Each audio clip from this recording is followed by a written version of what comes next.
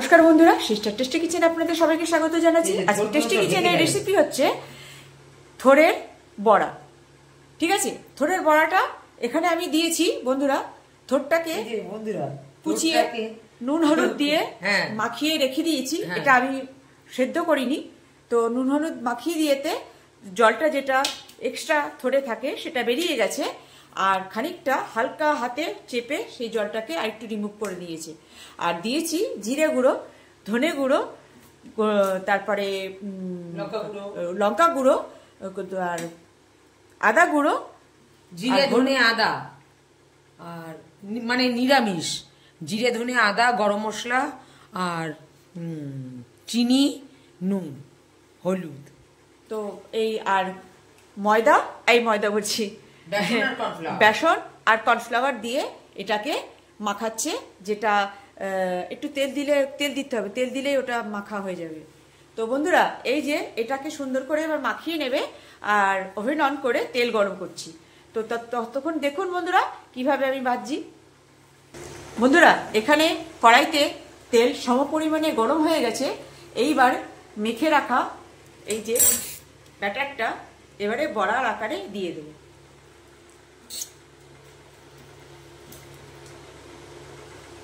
দাও মাইদি, দিচ্ছি, এক একটা করে ছাড়ো। বন্ধুরা, আজকে বড়াটাও করছি নিরামিষ, একদম নিরামিষ আইটেম দুটোই, মানে বড়াটাও ভাজছি একদম নিরামিষ।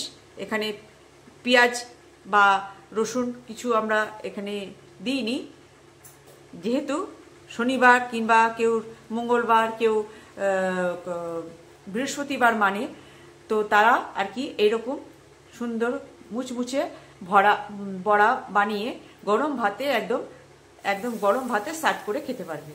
তো বন্ধুরা, এই যে দিয়ে দিল, স্টার্ট হয়ে যাচ্ছে বড়ার এবার এটা স্লো আছে ভেজে নামাবে।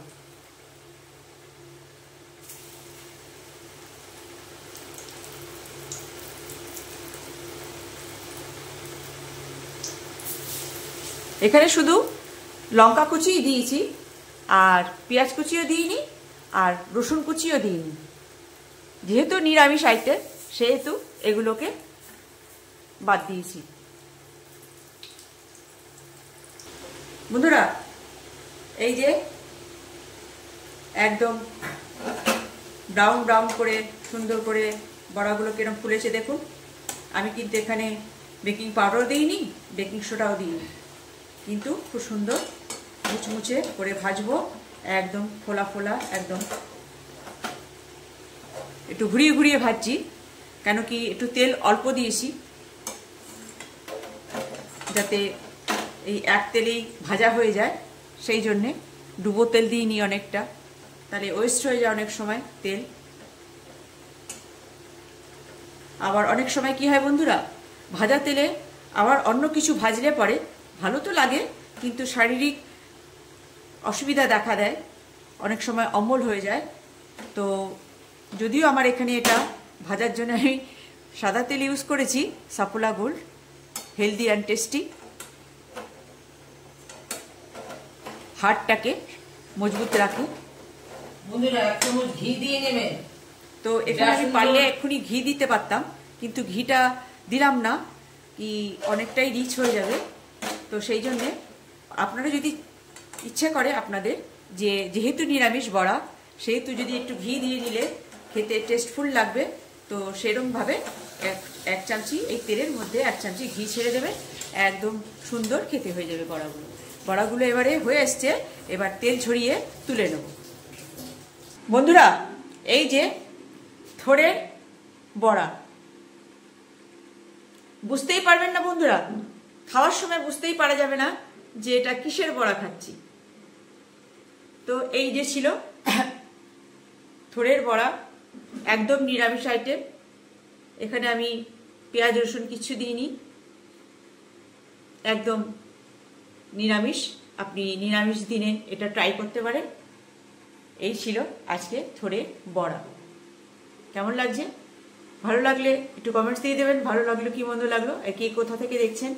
এরকম আমার মতন কেউ এরকম থোড়ের বড়া খেতে ভালোবাসেন কি না একটু কমেন্টসে জানিয়ে দেবেন, আর পারলে লাইক শেয়ার করে দেবেন। যারা নিরামিষ খেতে ভালোবাসে এরকম একটা থোড়ের আইটেম গরম ভাতে একদম মুচমুচে, এই যে বুঝতে পারছেন তো কিরকম এক একটা ইয়ে হয়েছে। তো ভেঙে দেখাতে পারছি না বন্ধুরা, খাওয়ার সময় ভেঙে দেখিয়ে দিচ্ছি যে কেমন হয়েছে। এমনিতে তো খুব মুচমুচে একদম খাস্তা হয়েছে। তো এই ছিল আজকে থোড়ের বড়া। ভালো লাগলে আমার এই সামান্য রেসিপি আপনার বানিয়ে খাবেন আর এনজয় করবেন। রাখছি বন্ধুরা, বাই।